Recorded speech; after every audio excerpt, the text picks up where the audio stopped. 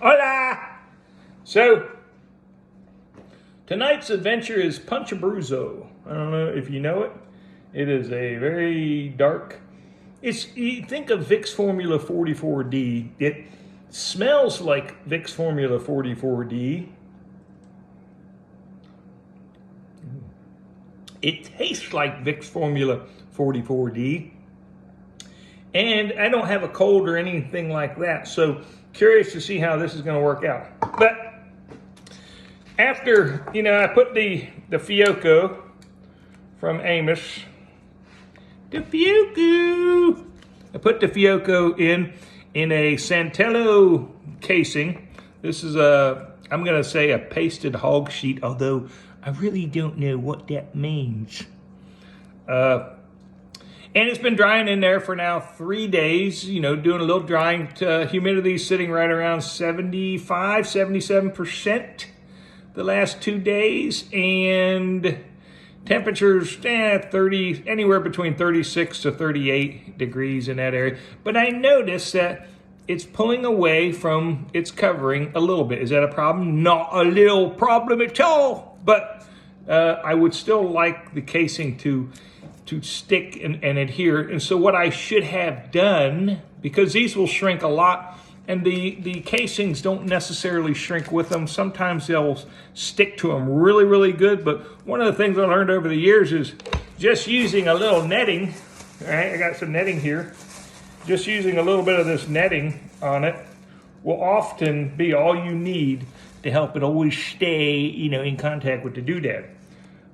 So I got those 3 strings on there, kind of lame. They're not doing a lot. Even as it shrank just the last couple days, it has literally loosened them up a little bit. You can move them now and you couldn't move them before.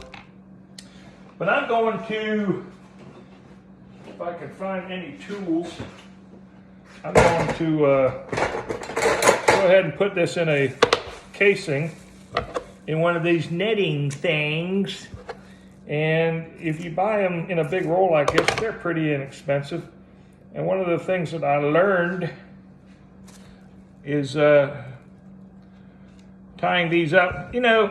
Like with all this stuff, you learn as you go. You find different things that work and things that don't work. And one of the things I found is I can't ever pull a string too short. Like if you cut your string that short right there, boom, you go to try to tie it, you don't have the strength to tie it. And I'm like a girly man when it comes to tying the things up. But I'm going to run it through here several times. Actually, the best way to do this, because I know I'm not going to be able to,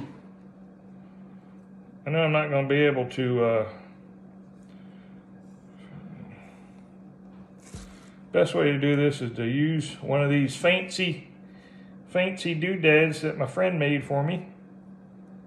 And he didn't make it for me. He makes these and gives them away. He sells them. And, I've said this many times, but I'm so blessed to have friends in the field that they just, they do nice things for each other. And this is one of those great examples.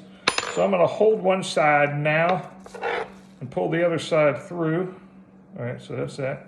Pull this side through, drop that thing. And now I can tie this in any fashion I like to. Boom. Shaka boom. All of us are the same way. We get these stupid songs stuck in our head and we can't seem to figure out where they come from and what they mean. But that's a song that's been sticking in my head for, I don't know now, for half a year. Shaka boom. I don't know where it come from either. And I have a feeling it's, because I remember hearing, Facebook has all them reels and you hear that some here and there. And it's got some foul language and some inappropriate messages in it. And I'm sure that's not the part that appeals to me, because I'm pure and wholesome.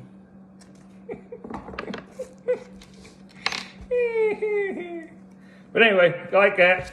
Sometimes when the meat's wet, I use a PVC pipe with a funnel. So I'm going to go ahead and pull my label off and my hook. Keep them on the outside. Mm-hmm. All right, so it appears like I'm not going to be able to pull my label off without ruining it, so I'm going to go ahead and stick it down here and stick it to the very bottom. Get it to come out the hole, not the hole in the bottom. That'd be awkward. It'd be painful if you're being fair and honest about it. All right, so then it'd be okay if you went like this. Get it forced down in there real good. Oh yeah. All right, label's still sticking out. Now we can tie our knot around there using that same piece of string. And what I would encourage you to do is net it through the netting, not just. So I'm going to take it through here real quick, just tie it off, coming down the little ladder of the lattice. That makes sense. It sounds like I'm rambling, doesn't it? All right, then I take this little feather, and I'm going to keep it down low so that as I pull it to tighten it, it's going to stretch that netting up. You just watch. You just watch what I mean.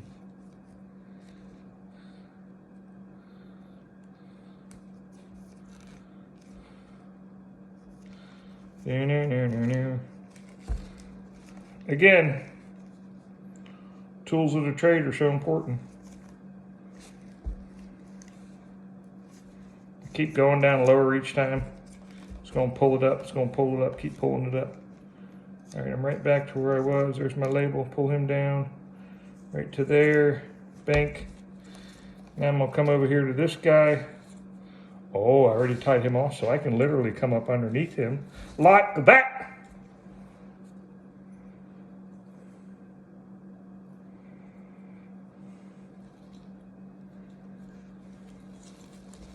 Like that. All right, and then you can pull it tight. Good and tight. Ooh, yeah. Ooh. All right, we're going to spin it around here a few times. Now, it's not entirely necessary to be an absolute idiot while you're doing this, but it helps. You know, I'm just going to say it helps. I know I get more enjoyment out of it when I...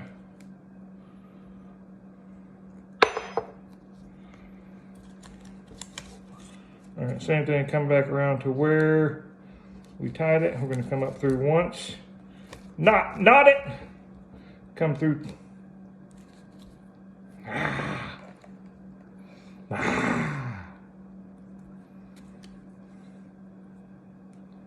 How many of you remember your mama? The way she used to always spit on the, before threading the needle. Kids today don't have that same experience and opportunity. Mamas aren't spitting on anything anymore. My mom used to spit on a napkin, wash my whole face before church. And I know the rest of you can relate to that. All right, done, good and tight. Clip it, ding. I got my original hanger here. There's my hook. My label's still on it. Shkazaboom. So it's even, I can see it right now, it's even stuck to it better. As that begins to continue to shrink, that little bit of netting right there will help keep the casing more tightly attached to the meat. It will. So that's that one. The Culatello, I'll take you and show you the Culatello. Culatello doesn't need that.